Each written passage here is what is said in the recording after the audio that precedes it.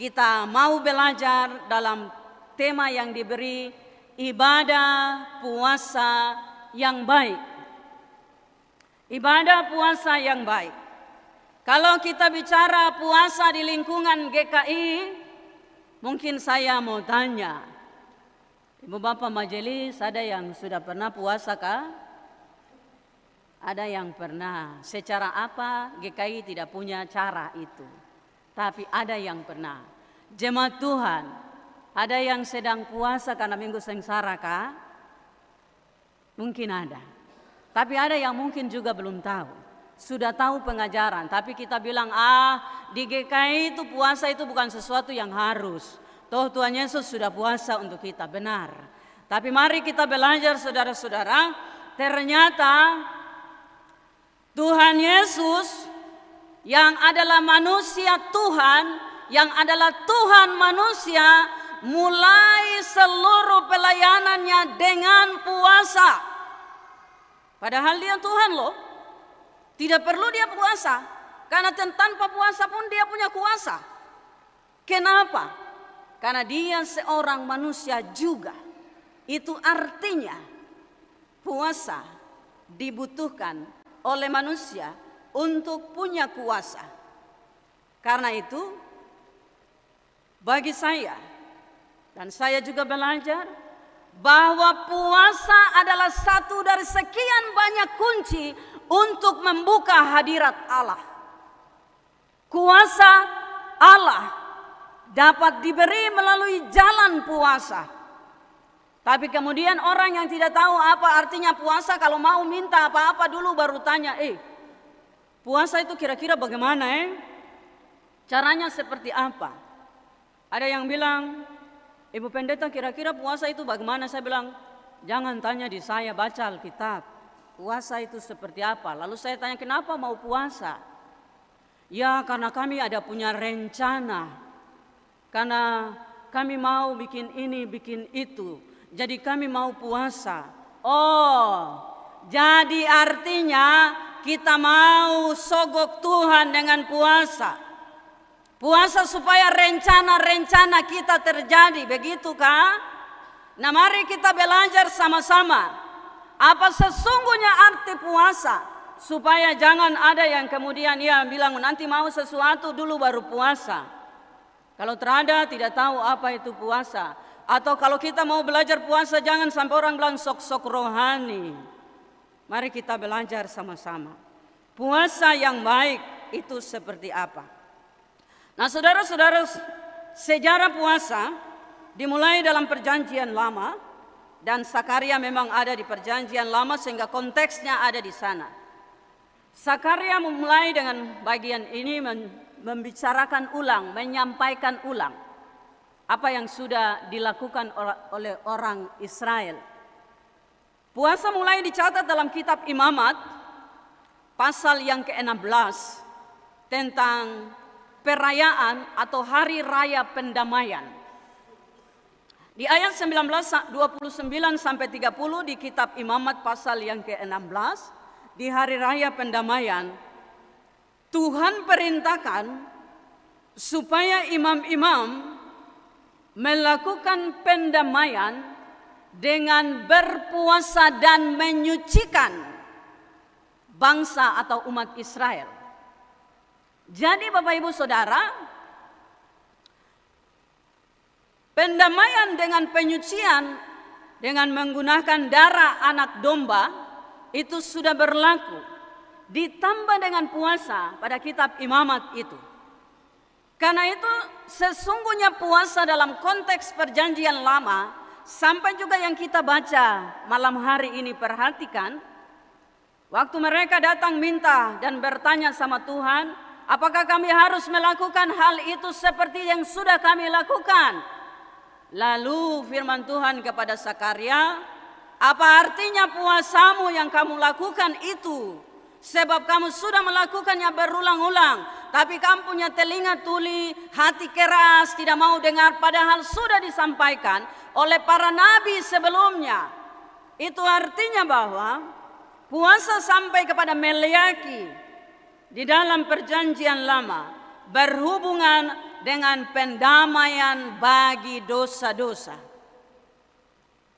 Nah, perhatikan saudara-saudara, karena itu ada jenis-jenis puasa. Lalu ada puasa yang sangat terkenal. Kalau Bapak Ibu yang pernah ibadah di teman-teman, saudara-saudara kita di gereja-gereja yang lain, denominasi yang lain, ada yang namanya puasa Ester, ada yang namanya puasa Daniel. Lalu itu dilakukan. Nah, mari kita belajar. Kalau puasa dalam Meliaki, dalam Imamat pasal 16 itu, pendamaian. Maka mari kita lihat bagaimana pengalaman Nabi Daniel dalam menjalankan puasanya. Secara khusus dalam kitab Daniel pasal 1 dicatat tentang puasa itu. Nah, puasa itu Daniel minta sama pimpinan kerajaan supaya ia bersama teman-temannya Sadrak, Mesak, Abednego jangan makan makanan dari meja raja. Tapi izinkan mereka makan hanya sayur dan minum air putih. Selama 10 hari. Lalu pada ayat yang ke-13 Daniel bilang, sesudah 10 hari lakukan perbandingan antara kami dan para pemuda yang makan dari meja raja. Lalu perlakukanlah kami menurut pandanganmu. Nah, Bapak Ibu Saudara perhatikan di sini, Daniel tidak bilang, tidak ada catatan yang menuliskan bahwa Daniel tidak berpuasa 10 hari supaya Tuhan membebaskan dia dari tahanan. Tidak. Daniel tidak bilang puasa 10 hari supaya Tuhan memberi dia hikmat. Tidak. Tidak ada. Tidak ada sesuatu pun yang diminta oleh Daniel kepada Allah ketika ia berpuasa. Dia bilang di ayat 13 adalah setelah 10 hari lakukan perbandingan dan buat sesuatu tergantung pada penilaianmu. Itu artinya saudara-saudara, Daniel mengambil konsekuensi puasanya, bahwa entahlah nanti dia kurus kah, gemuk kah, kelihatan pucat kah, karena cuma makan sayur dan minum air putih selama 10 hari. Silakan, karena pimpinan kerajaan itu bilang kalau kamu tidak makan dari meja raja, itu akan menjadi masalah.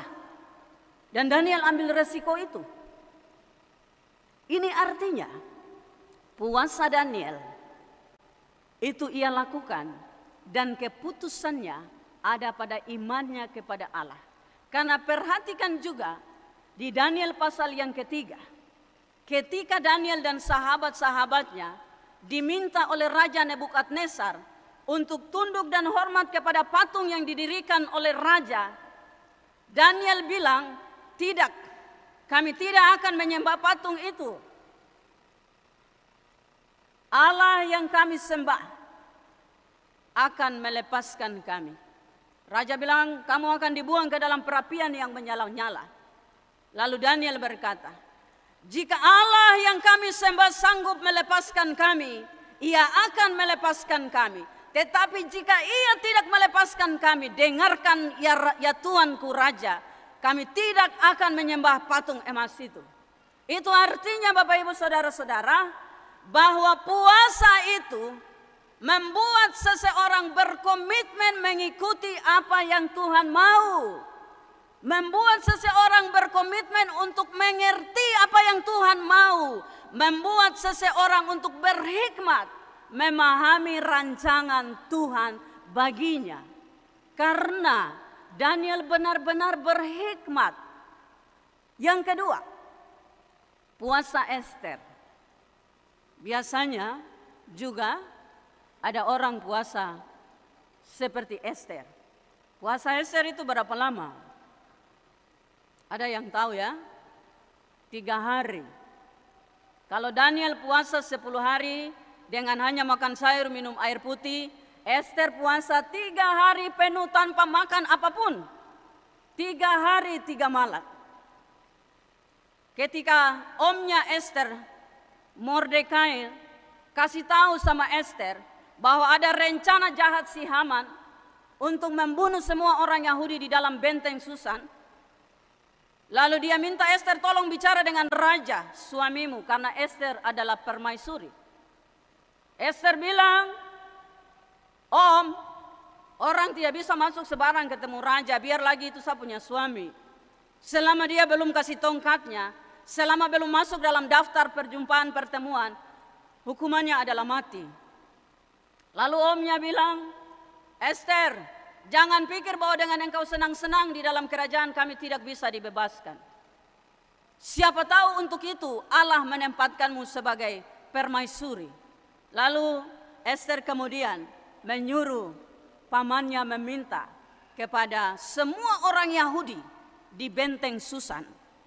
Di kitab Ester pasal yang keempat, ayat 16. Ester bilang, suruhlah semua orang Yahudi berpuasa untuk aku. Aku dan dayang-dayangku pun akan berpuasa. Dan pada hari yang ketiga aku akan masuk menghadap raja. Dan kalaupun aku akan mati, biarlah aku mati. Nah, perhatikan, tidak ada kata-kata Ester di sini seperti Daniel. Puasa supaya Tuhan kasihan saya. Puasa supaya saya dapat izin dari raja. Tidak. Tapi Ester bilang, kalaupun saya harus mati, saya akan mati. Nah, ini artinya Bapak Ibu sekali lagi, puasa itu bukan kita mempropose, mengirim, mengusulkan semua rencana-rencana kita kepada Allah. Lalu bilang, Tuhan saya mau cari pekerjaan, Tuhan saya mau ujian, kasih saya kemampuan belajar. Padahal selama kuliah kau pemalas kuliah. Tuhan saya mau dapat pacar yang baik, padahal waktu kau dapat pacar yang baik kau kelakuan tidak baik sama dia. Lalu kita bilang, saya mau doa puasa supaya Tuhan jawab saya punya mau. Maaf, tidak akan dijawab oleh Tuhan. Kenapa? Karena saudara memberi apa yang saudara mau semua sama Tuhan. No, puasa itu artinya mengosongkan diri untuk menerima rencana Allah. Mengosongkan diri untuk mengerti maksud Tuhan. Mengosongkan pikiran untuk menerima hikmat Tuhan. Jadi puasa itu bukan tentang apa yang kita tidak makan, tapi tentang apa yang kita makan. Karena itu selama puasa, apakah saudara berdoa, baca Alkitab? Kalau puasa lalu berdoa, baca Alkitab, tinggal tunggu jam berapa makan. Nah, maaf ya, itu diet, bukan puasa. Sebab perhatikan, baik Daniel maupun Ester, mereka berdoa, bukan hanya tidak makan saja. Kalau orang termakan saja itu bunuh diri namanya, tidak usah. Sebab pertama nanti kau sakit, kedua Tuhan akan jawab kau punya keinginan. Itu puasa yang benar. Jadi kalau mau belajar puasa-puasa, lebih baik puasa yang seperti apa yang ada di Alkitab. Serius, sungguh-sungguh. Tuhan jawabkah, tidak jawabkah, tergantung sama Tuhan. Yang penting saya menyembah Tuhan, puji Tuhan. Biarkan saya mengerti dan memahami maksud Tuhan. Di perjanjian baru, mari kita lihat. Di perjanjian baru, apa yang dilakukan oleh Yesus? Ada dua cerita tentang Yesus dan puasa. Cerita yang besar itu sudah kita tahu, Yesus puasa 40 hari 40 malam. Saya bayangkan kalau Tuhan Yesus ini dia bukan Tuhan tuh pasti dia pingsan. Tapi setelah dia puasa, apakah dia minta sesuatu kepada Allah? Ataukah dia lakukan sesuatu dengan dia puasa, kan dia puasa jadi dia sombong? Tidak. Perhatikan pencobaan-pencobaan yang datang. Apa yang Tuhan Yesus jawab? Yang pertama itu, iblis bilang sama Tuhan Yesus. Kalau di bahasa kita, iblis bilang, Pace, kalau kau Tuhan, coba kau bikin batu-batu itu jadi roti. Bayangkan 40 hari 40 malam dia lapar sekali nih. Dan sebagai manusia yang dia perlu sekarang ini itu makanan, bukan emas. Tapi apa yang Tuhan Yesus bilang? Tuhan Yesus bilang sama iblis tuh, manusia hidup bukan dari apa? Roti saja, tapi dari setiap firman yang keluar dari mulut Allah. Saya bayangkan kalau Tuhan Yesus itu pace satu yang dari Papua, nanti dia bilang, kau sabar, kau lihat saya bisa bikin. Barang apa jadi? Saya puasa 40 hari mau. 40 malam kok kira gampang? Kau juga coba, pasti kau tidak bisa ya. Langsung nanti Tuhan Yesus bilang, batu-batu semua jadi roti. Roti mana? Kau pilih roti boy kah? Roti aru dari biak kah? Roti lapis kah? Jadi. Tapi Tuhan Yesus terganggu ya dengan dia status itu. Karena dia puasa, dia mengerti hikmat Allah. Itu maksudnya. Ada banyak orang puasa supaya Tuhan penuhi apa yang mereka minta, lalu dong sombong. Lalu dong bilang, saya sudah puasa jadi Tuhan jawab siapa mau. Terada. Nah, bagi Yesus puasa itu apa? Di Injil-Injil dicatat satu waktu murid-murid dari Yohanes dan orang Farisi datang sama Yesus. Lalu orang bilang sama Yesus, murid-murid Yohanes dan orang Farisi berpuasa, tapi murid-muridmu tidak berpuasa. Lalu Tuhan Yesus bilang, selama mempelai itu berada bersama-sama dengan sahabat-sahabatnya, bagaimana mungkin mereka berduka cita? Ini dicatat di dalam Injil Matius. Jadi artinya, bagi Yesus, puasa itu berduka. Ketika ia pergi meninggalkan mereka, barulah mereka berduka cita.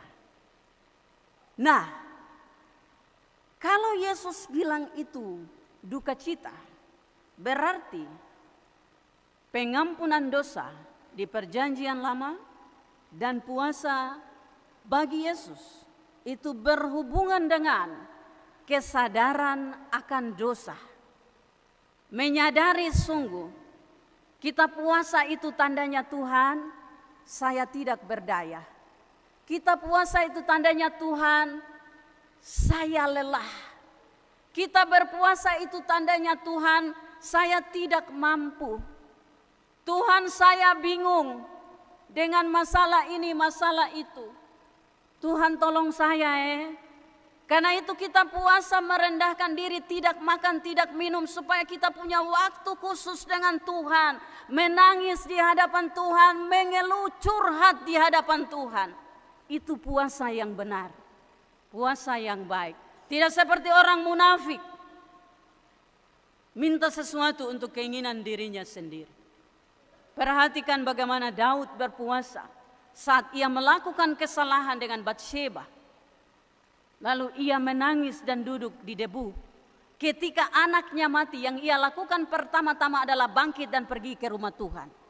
Nah, karena itu Bapak Ibu Saudara, kalau hari ini GKI di Tanah Papua ajak kita untuk bicara tentang puasa, saya ingin mendorong saudara-saudara supaya jangan habiskan masa sengsara Kristus tanpa makna. Jangan menghabiskan masa sengsara Kristus tanpa memperoleh berkat Tuhan. Mari masuki jalan puasa, karena jalan puasa adalah jalan menuju hadirat Allah. Jalan puasa adalah jalan menemukan kuasa Allah. Masuki jalan ini. Mungkin kita akan tanya Ibu Pendeta, kalau begitu kita puasa bagaimana? Apa yang kita mau doakan? Saya menemukan teori 5 jam 5 jari di pengalaman saya berpuasa. Saya bersyukur selama saya menjadi pendeta jemaat, saya di pengalaman puasa saya menulis satu buku panduan puasa untuk jemaat GKI Sola Gracia Buperwena. Dan saya menemukan satu teori yang saya beri nama 5 jam 5 jari. Bapak Ibu, kenapa 5 jam 5 jari? Karena 5 jari kita tutup tangan begini, kita punya jari 5 baku ketemu waktu berdoa. 5 jam itu apa? Sama dengan kami punya kawan-kawan sholat 5 waktu. Karena itu sesungguhnya kita punya waktu. Kita berdoa jam 6 pagi, jam 9, jam 12, jam 3, jam 6. 5 jam. 5 kali 6 jam kita berdoa. Berdoa bagaimana dan apa yang mau didoakan. Saya juga belajar sederhana begini. Saya belajar 5 jari ini. Jari pertama di tangan kanan saya adalah hal positif. Saya mendoakan semua orang yang selalu kasih jempol untuk saya. Jempol itu simbolnya apa? Orang yang selalu kasih semangat untuk saya. Orang yang selalu support saya. Papa dan mama yang kirim uang untuk saya. Suami saya. Orang-orang di sekeliling saya yang selalu bilang, kok bisa, kok bisa. Ayo coba, ayo coba. Mereka selalu kasih semangat untuk saya. Jari berikut itu apa? Jari sampai 5 jari. Sehingga Bapak Ibu ada banyak hal yang bisa kita doakan. Berdoanya bagaimana? Nanti doa panjang kah, pendek kah? Lalu saya pikir sederhana begini. Kalau itu orang sibuk, tidak mungkin dia mau duduk menyanyi puji Tuhan, baca Alkitab di situ nanti bilang, orang rohaniawan ada di situ. Semua yang dunia geser. Tapi kita punya satu doa yang penuh kuasa, yaitu doa Bapa kami. Sama seperti waktu doa syafaat kami baca semua data doa, lalu kita bilang mari kita mendoakan semua hal ini dalam doa Bapa kami. Maka Bapak Ibu meskipun sibuk di atas kendaraan sedang kuliah melakukan apa saja, kalau Bapak Ibu sudah tetapkan jam untuk berdoa, berdoa Bapa kami di hatimu, terus susah toh? Baca Alkitabnya, tentukan satu ayat Alkitab sepanjang hari diulang-ulang selama 5 kali itu. Misalnya Yohanes 1 ayat 1, pada mulanya adalah firman, dari pagi sampai sore hafal itu terus menerus. Maka sepanjang 7 minggu sengsara, kalau Bapak Ibu berhasil 1 minggu 3 kali saja terapapa kalikan 3, berapa banyak saudara sudah berjumpa dengan Tuhan dengan cara yang sederhana seperti itu. Tadi pagi dalam ibadah di kampung, saya bilang begini, kita juga bisa belajar puasa. Saya setiap kali minggu sengsara Kristus, saya puasa makan daging babi. Jadi kalau minggu sengsara pimpin ibadah di jemaat yang ada daging babi, saya urut-urut dada saja, karena cuma nonton. Tapi hati itu mau cuma berjuang, Tuhan, Tuhan tunggu nanti minggu sengsara selesai baru kasih datang. Sekarang saya sedang puasa. Itu akan menolong kita. Berjuang melakukan satu hal tertentu yang baik untuk mendapat kekuatan dari Tuhan. Lalu saya bilang, yang suka isap rokok, para perokok, harap majelis tidak ada yang merokok di sini. Tentukan, saya tidak merokok di sepanjang waktu jam ini. Dari jam 12 sampai jam 2 saja saya isap rokok. Kalau begitu berjuang habiskan 1 dos rokok di jam 12 sampai jam 2 siang. Setelah itu puasa. Kalau selewat jam 2, sayonara sama rokok. Coba saja. Hal-hal yang bisa kita coba untuk lakukan. Belajar untuk bilang saya tidak makan coklat. Beruntungnya minggu sengsara tidak di masa Valentin. Kalau di masa Valentin kawan coklat terlaku karena Ibu Pendeta ajar kami puasa makan coklat. Puasa dari segala sesuatu kedagingan yang saudara suka. Latihan. Sehingga kita menemukan kuasa Tuhan dalam diri kita yang Tuhan beri. Bukan saat kita mau sesuatu baru kita coba-coba puasa. Perhatikan apa yang disampaikan oleh Tuhan sendiri kepada bangsa ini dalam bacaan kita. Bahwa ketika mereka mau melakukan sesuatu, mereka lakukan untuk diri mereka sendiri. Makan untuk diri mereka sendiri. Puasa untuk diri mereka sendiri. Karena semua itu hanya formalitas. Mari kita belajar dari Daniel, Esther, dan tentu Yesus. Meskipun kita tidak akan sama seperti Yesus. Tetapi kita berjuang untuk bukan memberi keinginan kita kepada Tuhan. Tapi meminta Tuhan menguatkan kita. Melakukan apa yang Tuhan mau. Itulah puasa yang baik. Yesus Kristus Tuhan memampukan kita untuk sanggup melakukan kebenaran firman Tuhan. Amin.